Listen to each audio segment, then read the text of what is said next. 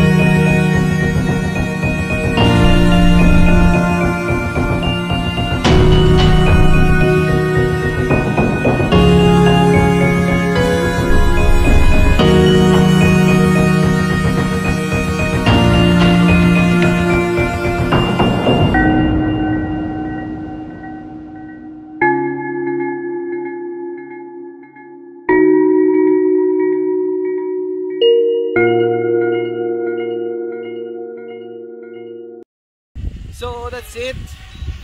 The drone is already returning home. I consumed 2 batteries already, and I'm so satisfied with these sand dunes. Let's go home. It's already night. See you!